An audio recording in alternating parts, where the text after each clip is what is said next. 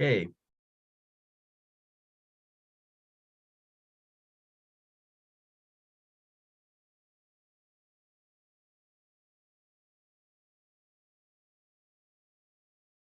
Hello, everyone. Thanks for those in attendance today in Zoom call and on YouTube. This is going to be a relatively brief presentation, I think, from Nick, who's the convener of our housing working group, presenting their paper, Tackling Scotland's Housing Crisis. You can view this online if you remember on the website under the resources page. It's a fantastic paper, and it's really they're looking for comments, suggestions, what people think in view of hopefully bringing one or two motions to conference to formulate ALBA party policy. So without further ado, I'll hand over to Nick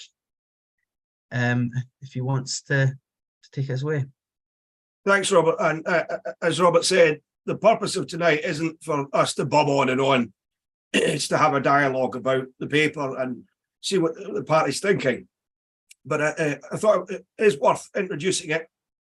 So I've got a brief presentation, but I'll just jump over and hopefully no technical hiccups. Share my screen.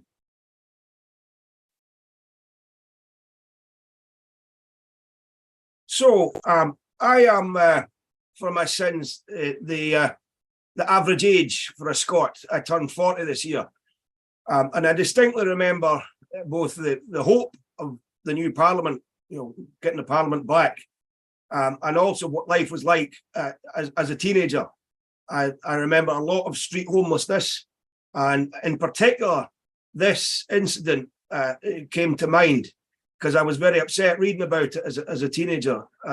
This fella here, Cosmo, who lived on the streets in Edinburgh, he was set fire to by a gang of thugs, just for jollies. And apparently the fella never hurt a soul. He was a lovely fella. He died a few months afterwards. So real barbarism with homelessness at the time. And on the back of that, as we got an element of self-government back, there were things that we were able to do that hadn't been done. So the 2001 Housing Act was negotiated with the Scottish Tenants Organisation and a range of other bodies. And it's fair to say that it brought in a number of very beneficial things. The right to a house for every Scot, and the concept of tenant participation, which was seen by the tenants movement at the time as something akin to collective bargaining for trade unions and union recognition. But unfortunately, that dream dream of a positive future, became a bit of a nightmare, because in 2003, the new administration under McConnell, next First Minister, pursued a policy of stock transfer. Now, this had been driven by Gordon Brown as well, down in Westminster, but McConnell's government was very, very radical. And they aimed not to do the English model where they would transfer little bits, create almos and so on, but actually wholesale stock transfer, which they succeeded in doing in Glasgow. But to achieve that, they had to smash the tenants movement. So the Scottish Tenants Organisation at the time had something like 800 affiliates, and they completely stamped on it. And that was because the tenants movement was against stock transfer. But stock transfer led to an orgy of destruction, and most of it completely needless. And I show these images side by side. The blocks coming down there are identical to the blocks the dignitaries at the bottom were being shown around over COP26. And the same block there, the tenants campaigning for investment in the mid-noughties. So, that block was told, the tenants there were told, it's not fit for human habitation. And the plan was to pull it down, but the tenants resisted. And the end up was Scotland's largest example of retrofit. So those homes are now passive housing and widely seen as groundbreaking.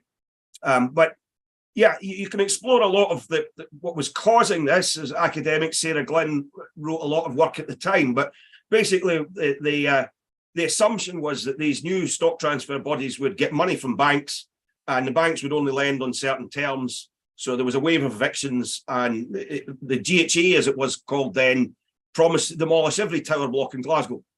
The result of this was that Scotland lost 66,000 public homes, and that was largely in areas where there had been quite a lot of public housing, where public housing was concentrated.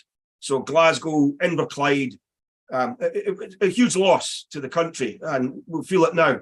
But obviously, that dream of public housing didn't really stretch much out of the Central Belt when it was being constructed. So there are historic injustices. For example, the average amount of social housing, as it's termed now, is 23%, but in the Western Isles, it's 15%. So you really see the rural disparity. So the lack of access to the social housing that still exists is a huge problem. And in fact, you've got likes of the chief executive of Salmon Scotland saying that we need more affordable housing in the Highlands and Islands if we want to move forward. To say nothing of the fact that he was in government when the big orgy of destruction was happening.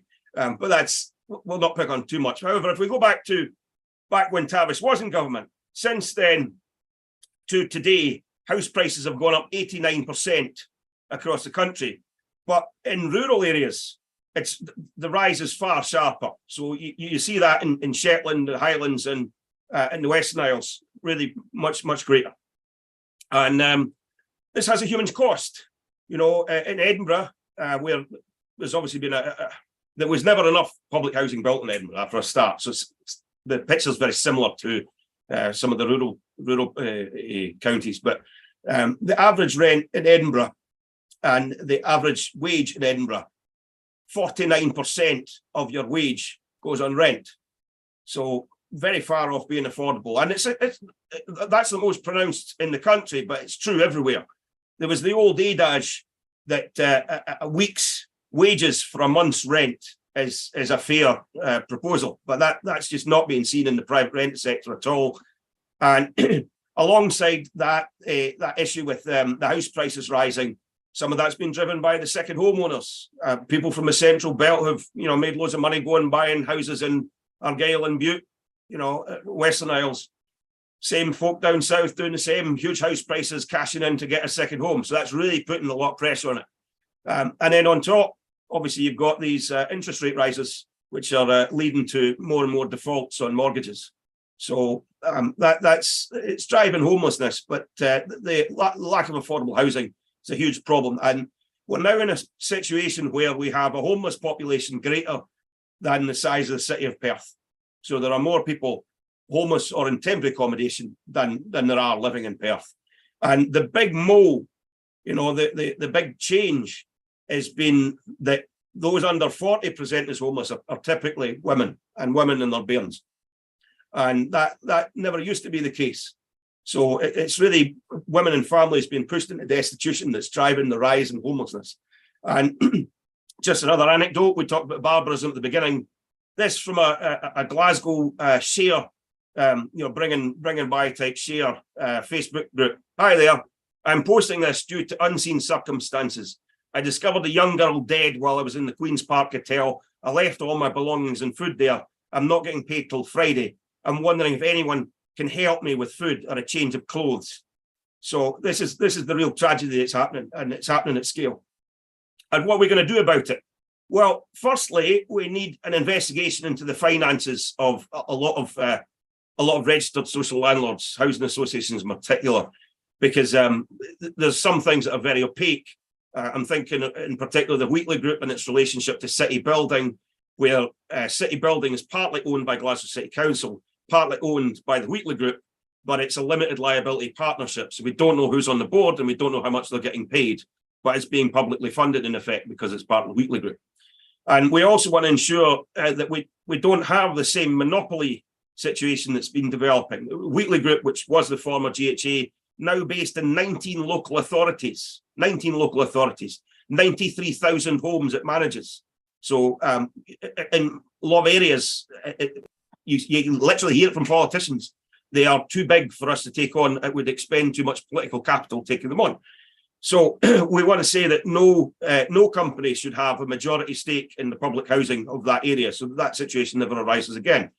And we want to break up the Wheatley Group because it's just too big, and it's at the stage where it is declaring government policy. But equally, that city building I mentioned, they employ over 2,000 people. We've always wanted a national housing company in this party, and that's one way where we can maybe go about doing that. So we need to leverage those economies of scale, and we need to refocus away from pulling houses down. If we were to do what the Wheatley Group's trying to do in the Wynford, for example, to pull houses down to replace them with passive house houses, it would take 2,500 years based on the current rates of construction to meet our net zero targets. So we really need to focus instead on retrofit to meet the net zero, the passive house standards. And just adjacent to that is that all new buildings should meet the highest standards for energy efficiency. We have there is in Glasgow a thing called the Glasgow Standard, where homes, public sector homes, must be constructed to meet a passive house standard, and they've got space standards as well. So that's a good thing, and it should be rolled out across the country instead of what's happening now, where government is trying to actually lower the build standards so that housing costs cheaper for the government. So it's a wrong way about it. But we also need to combat the empty and low occupancy properties through two means. The Parliament has heard from councils about why they're not using compulsory purchase orders to deal with the scourge of empty homes. And what it is apparently it just takes too much staff time. And with cuts to council budgets, what's happening is they don't have the workers able to make the legal case to progress the compulsory purchase order. So we should make it easier for compulsory purchase orders to happen. But also we need to look at taxation levers. Humza Yousaf's talking about this doubling the council tax, but that's paltry. If you're in a £500,000 house and your council tax is doubled from £3,000 to £6,000, that's no good. We need to look at a system of rates based on actual property values, and I think that would deter a lot of this second home situation. But the flip side is the carrot. We understand why people want to explore our beautiful country, but it has to be done in a way that's not sucking housing out of rural areas. So we say that we should encourage huts and other low-impact holiday home development, which would actually put money in the local economies while leaving the housing stock there for local people to live in.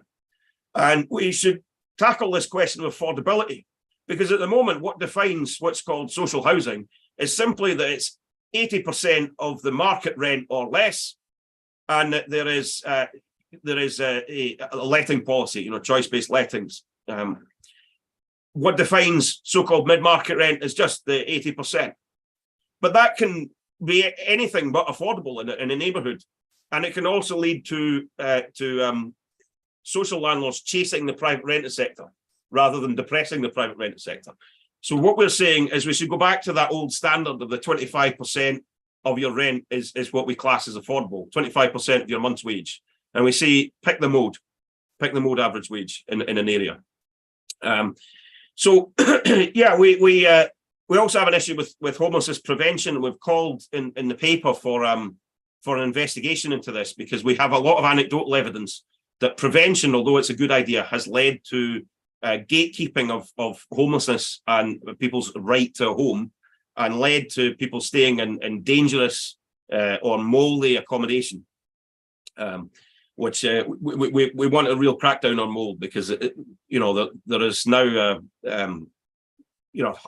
thousands and many hundreds of thousands of homes which would be declared uninhabitable if they were investigated. So we want to ensure that all of our homes are healthy, affordably warm, and meet the space needs of families. So that Glasgow standard about the space needs, because houses have been getting smaller and smaller. We want to ensure that families can actually enjoy the space. And we have plenty of space in Scotland, so it's not really an issue. But crucially, we're going to need to establish a regulator with teeth, because at the moment we have a soft touch regulator. We know, for example, that more than 10% of homes in the social rented sector don't meet the energy efficiency standards for social housing, which came into force in December 2020. And there's been no fines issued. There's equivalent regulations for the private rented sector. Again, there's no fines issued. It's in many ways, we have a revolving door. We cover this in the paper, but we have a revolving door where landlords and the regulator get together and come up with a voluntary code of conduct. And it's just, it's not how things should be moved forward. And we think that the regulator itself should be directly elected by tenants. And that should take place in a usual electoral times so that they have a high turnout. But yeah, crucial as well to dealing with the rural issue is we need to actually address that historic injustice that there's far less social housing, public housing that's been built in rural areas. So yes, we want a housing company, national housing company, and yes, we want 125,000 homes in one parliamentary term. We know that we'd need borrowing powers to achieve that. We would need the powers of independence, but we can certainly push towards that in the here and now. And crucially, we think we need heavy investment into rural areas to re-people the Highlands and Clare communities. So that's basically us. I'll stop sharing my screen. I don't want to get into too mind-boggling with facts and so on, but it's clear we haven't had a crisis this big since devolution. Perfect. Thank you, Nick. I'd just like to remind everyone, if you are a member of ALBA, you'll be able to see this housing working group paper that they've recently published. Like I said, everything in it, well, a lot of it in it isn't current party policy. That'll be decided obviously at our policy deciding bodies such as National Council and hopefully the National Conference coming up in October. But there's a lot of tremendous stuff in it, and great credit to Nick and the Housing Working Group for putting this forward. And I think a lot of it is really just common sense politics. And I think it again helps to show as a party what we're doing. We're fighting for the ordinary Scot. I'd just like to remind everyone you can find it on albaparty.org/housing, and you'll get to see the discussion paper there, as well as contact details if you'd like to join the housing group. So I'd like to open to any questions, any comments, points of information that people have. I know, Brian, you're going soon, so if you want to jump in with anything you've got to say. Yeah, thank you. Well, I've just actually spoke to my vice convener of ALBA Aberdeenshire. We've had to cancel the meeting because there's about 4 or 5 apologies tonight, so we're having it next week, so I can stay on. So thanks. I'll take the opportunity just again to thank Nick and everyone that's been involved. Just for those people who don't know me, I'm actually a director with Osprey Housing. It used to be Aberdeenshire Housing Partnership. I was also a director with Murray Housing Partnership. It's now come together and it's called Osprey Housing, and I chair their housing committee. I've been on it for 23 years. Can I say that I think, first of all, the thing about the regulator, I think personally, I hear where you're coming from, Nick, or whoever's put it forward, but I think the regulator has got to be at all times independent of housing associations or tenants. I think the biggest problem we've had, I mean, I know working for not working, but, you know, I'm a volunteer on the board of Osprey Housing. The problem we've had in recent years is actually getting the amount of government grants, because it's not at the same level as it used to be years ago. So as Nick says, the housing crisis is getting worse because there's not the grants here for housing associations, for example, or I'd imagine the same as for councils, local authorities, actually to build houses. And again, when we talk about houses for rent or affordable housing, they call it, I think we've got to get away from calling things affordable housing, because quite often, to me, affordable housing, it depends on how much you can afford, but quite often some housing, house construction people, they think affordable housing is houses for sale at a cheaper price. We need houses for rent for those who can't afford to buy.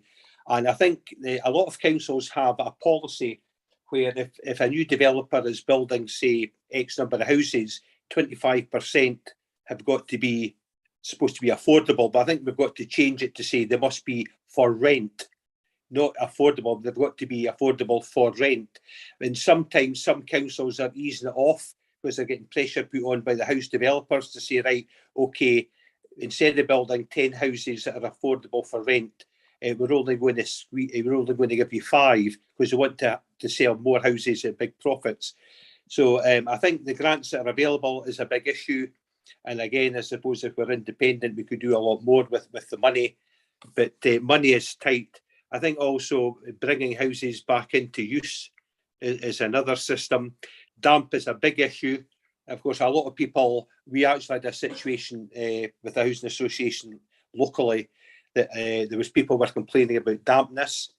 And of course, the thing is condensation is a form of dampness, but quite often it's caused because people can't afford to heat their house properly. What they do a cold winter's night to put a nice heater in their kids' bedroom, take the to warm it up. Because what happens, the hot air hits the cold window, then it's condensation, it then goes onto the wallpaper, gets all mouldy, then you get health conditions.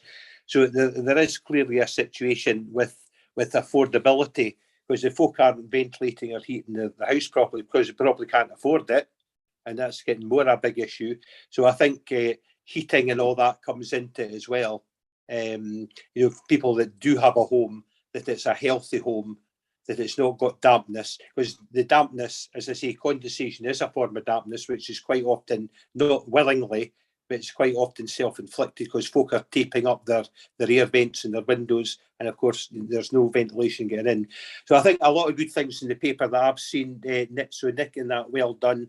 But I think money is a big issue. Money to allow councils and housing associations actually to build houses for rent. Thank you. And I'll bring in Neil Sinclair, I think it is. Neil S. That's me.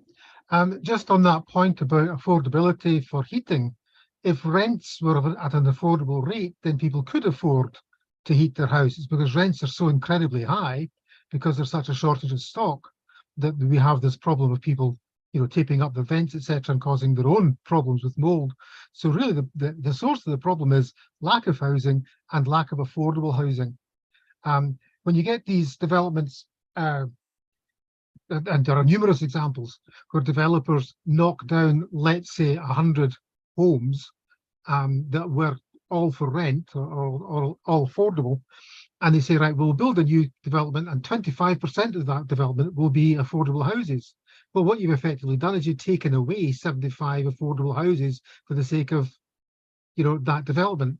And very often the houses that are being knocked down actually could be refurbished and put back up to a low livable standard for far less cost than demolishing, let alone rebuilding. So what we really have to do is to guide developers down the correct path to make sure that the money that we spend, or that is spent one way or the other, is well spent. And I'm afraid I don't believe that knocking things down and rebuilding is the best way to do it, especially not with that kind of ratio of affordable to private housing. Thank you, Neil. Just before I go to Fiona, quick comment from Kizzy on the YouTube comment section. She's talking about how on Twitter she's a lot of chat about hundreds of thousands of new homes being built in Scotland, but they all start at £250,000. Asking the question, who are these for? And I think that ties well with the question about affordability and what percentage going forward of houses are quote unquote affordable. But I'll bring in Fiona now, if you'd like to unmute yourself.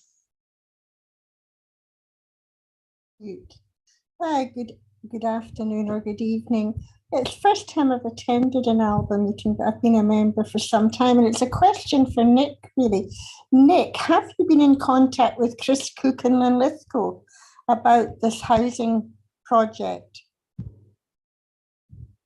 Very briefly, if you want to know. No, I don't know Chris Cook. Right, I think it would be really a good idea, because this all comes down to funding, grants, money. And Chris is a very interesting and unusual person. He can get a bit over complex, but he works at University College London as a senior researcher, and he's been looking at different agreements and funding. They're working in energy at the moment and got some contracts overseas, but he has got a very innovative and different way, because he calls the current model of building or housing is borrow, buy, build and bugger off, because the builders always bugger off. So they're not really that interested in the quality, and they'll cut. So he's got a new legal agreement. He calls himself a legal architect, and he's got a new way of funding it. If you look at a website called Island Power, you should get his contacts, islandpower.net. And the thing is, we're just regurgitating the old model at the moment. And I think all your standards are great, but you know, if you've got a bad system, it continues to create bad projects, and our system of building houses is bad. So I think you need to sort of aim for all the benefits you're seeking, which I think are great, but fundamentally you need to change the way the contracts are done and the financing. And I strongly suggest you speak to Chris Cook. Don't be disheartened if he gets over technical. But he was a director of one of the largest oil exchanges in the world, and he blew the whistle about fixed oil prices in 2000 and lost everything. And he was appointed by Lord Reid to University College London after the crash to think the unthinkable and come up with innovations. So his business partner in the energy side, Marcus Solby, he's on the website as well. Marcus is much better at explaining Chris's ideas. Marcus is more the practical person, although Marcus is exceedingly bright. He's got 2 double firsts from Oxford, but he can speak everyday language. Chris is not so good at it. So I suggest you have a wee chat with him, because it's totally different. And I think as long as we keep doing the same things, we'll have the same outcomes. I'll leave it at that. Thanks, Fiona. Thank you. Thanks, Fiona. And I hope this won't be your last ALBA meeting, and maybe make your way to the conference, and you can view these motions that I'm sure Nick will go on to maybe discuss perhaps what they're thinking about, and hopefully garner a bit of support from ALBA membership that are watching online and the Zoom call tonight. And I'll just pass over to Nick again. Well, I think we're all singing from the same hymn sheet. We need more stock, whether it's you know, you're looking at the historic injustices or demolition, or you know, I think Neil was saying there about the way in which you have a lot of public housing that gets demolished and then gets rebuilt piecemeal. And I know I wear different hats, but one of the hats I wear is I'm a tenant activist. And you know, last week I was in a house with a member of a management team where there was structural damp in this fella's house, black mold going right the way up the walls. The walls have been painted and treated multiple times, but the main problem is the block itself needed action. And you know, that housing association, the Scottish Tenants Organisation's at war with them. I'll not get into the details, but the same organisation is promising the greenest development in Britain on the site of a housing scheme where I used to live. And I fought to prevent the scheme being demolished. That was one I lost. But they aim to replace that former housing scheme with a majority home ownership redevelopment, supposedly greenest development in Britain, but majority home ownership, and then much of the rest mid-market rent. And mid-market rent, up to 80% of the market rent in an area, up to a ceiling. Ceiling's usually about £900, but that well out of the price range of, you know, the average Glaswegian. The mode average wage in Glasgow is less than the full-time minimum wage. So, you know, it's just we're not. There's all manner of systemic problems, but I do think we really need a beefed up regulator, because, as I say, through tenants activism, going through individual social landlords complaints processes, coming to the end, then going to the regulator and the ombudsman, there's often very little action. I do appreciate there's a money question as well. You know, if that landlord wants to solve structural damp in 500 odd flats, that requires a heavy amount of capital investment. But we want homes for the future, and we also, we pay the cost for leaving people in damp, mouldy homes. That's just the case. Thanks, Nick. Any further questions from the call or on the chat? Okay. Hugh Donaldson, if you'd like to unmute yourself.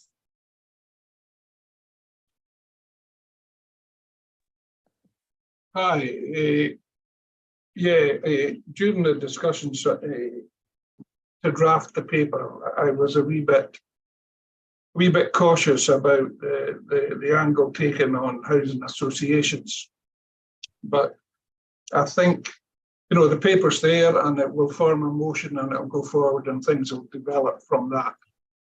But I think we need to, or Nick maybe need to make the point more clearly about what has actually happened in terms of the funding that has gone into these much larger organisations, where they've squeezed out tenants cooperatives, where they've squeezed out smaller housing associations, and where the mantra of mid-market rent has dropped grant interventions to such an extent where housing associations and others are squeezed from delivery, and the political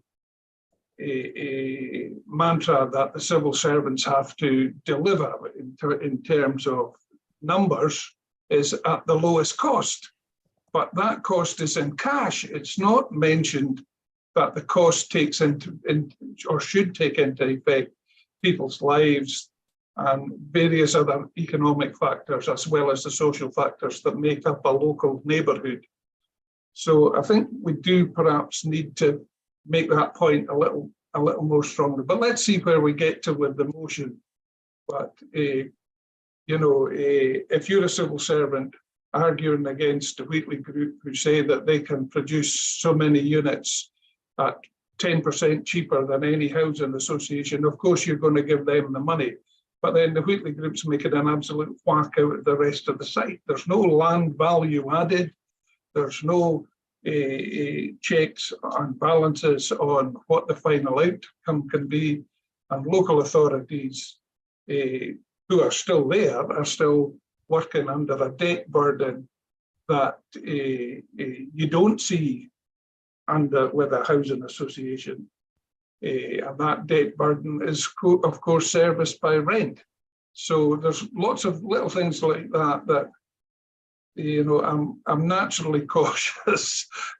So I just, I do think we do need to make that fine point between what the big, but they're not really housing associations anymore. They're developers. They're not really associations of building housing. They're money-making machines. So we need to separate them out from everybody else who's trying to make the country better, whether it's through the social contract with tenants or whatever else. So yeah, that's just a point that I think we need to make longer. That's absolutely clear, Hugh. I mean, the whole premise of stock transfer is that what would happen is you would get community-controlled housing associations. And it started with the criticism, legitimate criticism of council housing, that you had these huge local authorities and they were very bureaucratic. And, the housing association movement, by contrast, developed in response to that computer says no, it's not happening for you kind of attitude that to a great extent, I think it's been transferred over to the Wheatley group. But, I moved to my community in Wynford and Maryhill because it wasn't the Wheatley group. I'd twice moved, twice been in a scheme where the Wheatley group tried to tear my house down. I beat them once and I lost the second time. And then Cube Housing Association was swallowed up by the Wheatley group while I'd moved into my community. And lo and behold, their first act was to try and tear down my community. So, and with the purpose of pursuing mid-market rent as a replacement for the current social housing that's there. So So yeah, we need local control, community control, whatever the tenure format is.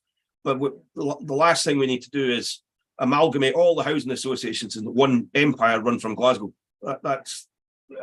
You could see roll on 20 years if there's no action. That's where we're headed. Right, Fiona, have you got your hand up again? Is that you want another comment? Yeah, just to say, I looked up and found one of Chris's articles and a video. I've posted it several times in the chat. I got a bit mixed up of what I was doing, but it might give you some idea. But it's very hard for people to reset their mind to do something totally different. But I do think it's worth looking at, because as the last gentleman said, it's the middleman that sucks all the value out of any development. We just need to look at that, at the wind farms in Lewis compared to the community-owned ones and the developer-owned ones, where the community get 50 grand for 3 wind turbines a year from developers, and the community-owned ones will soon bring in 2 million. A huge difference.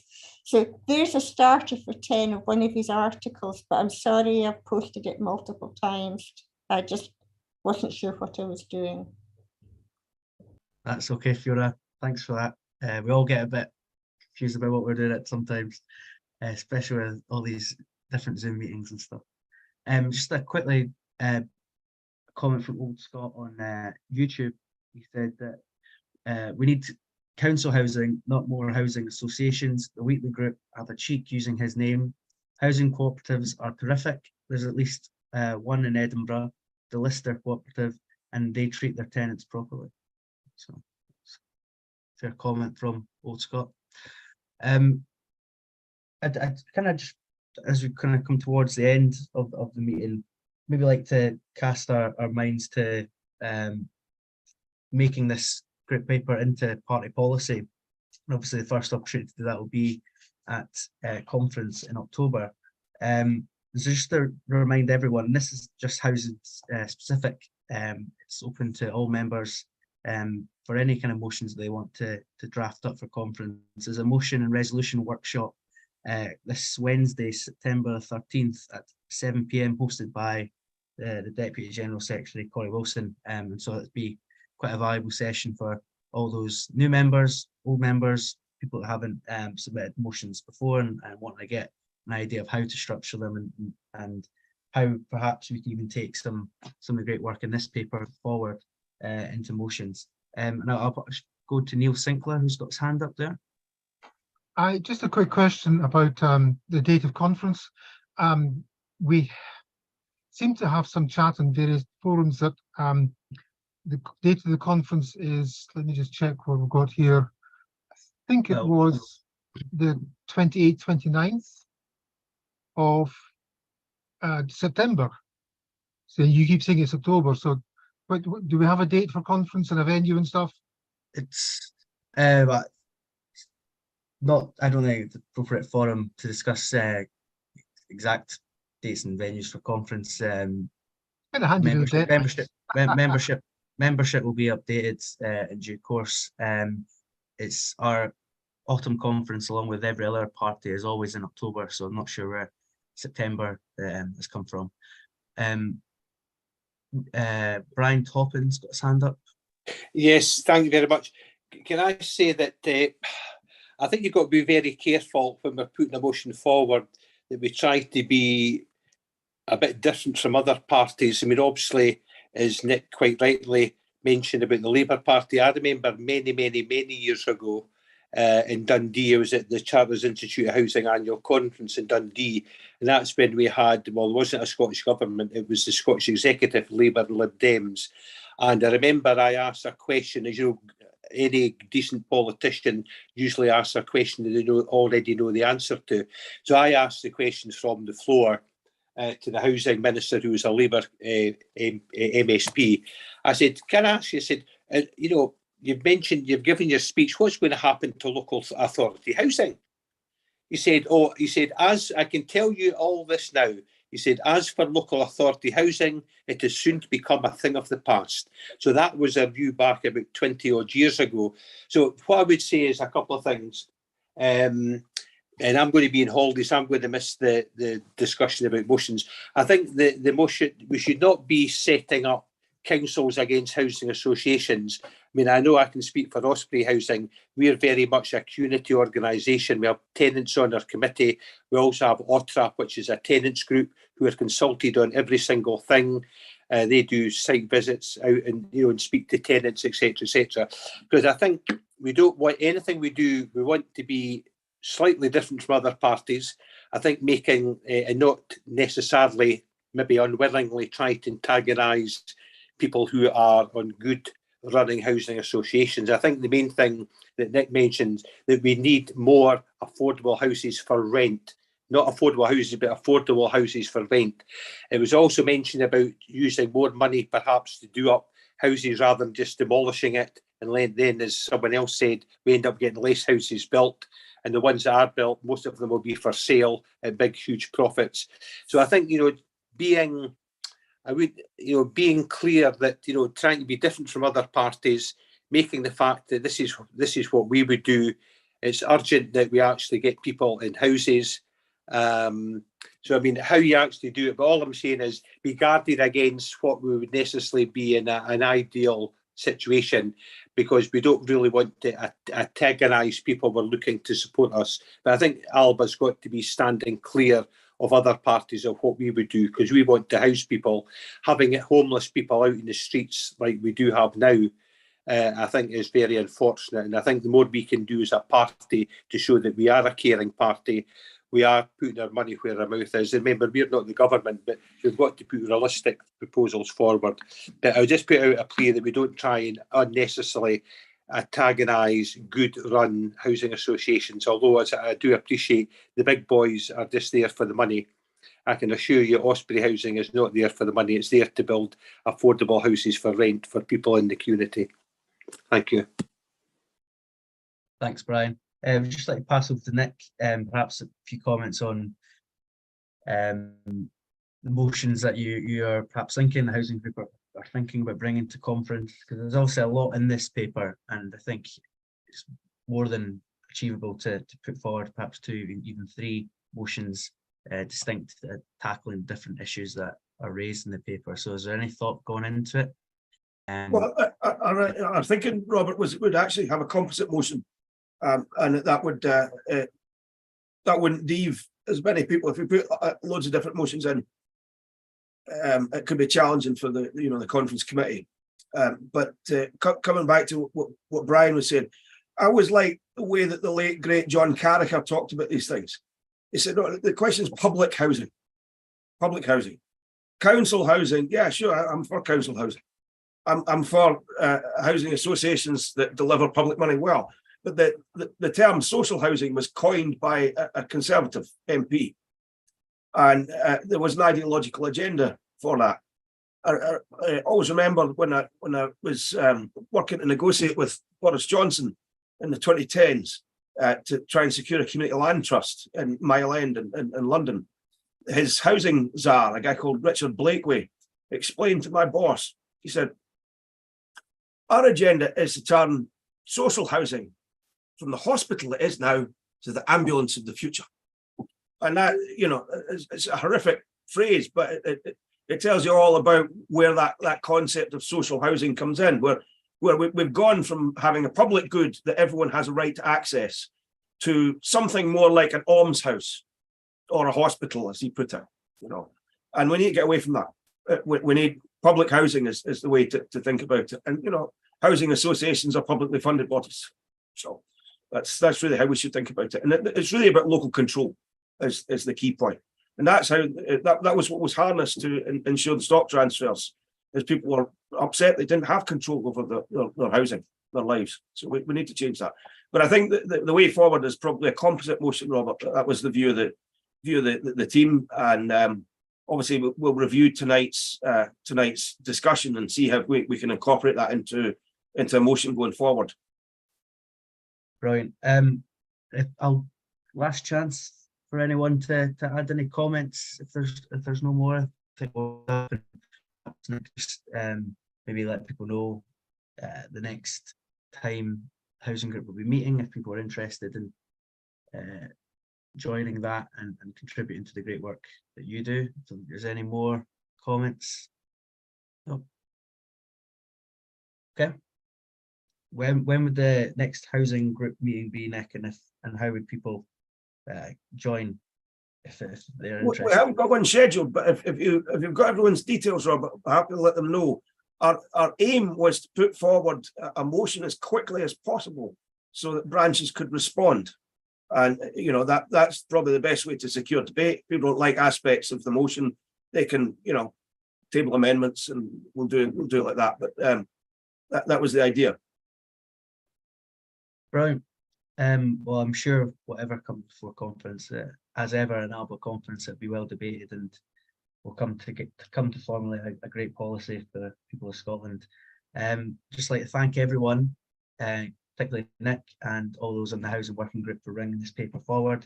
Just remind everyone again, you can view it at www.albaparty.org/housing, along with details about how to contact Nick as well if you've got any further comments or points of information for him. So that is that. Have a fantastic night, everyone. And thanks to the chair. Thank you. Thanks as well to Robert and Connie for suggesting this meeting. It's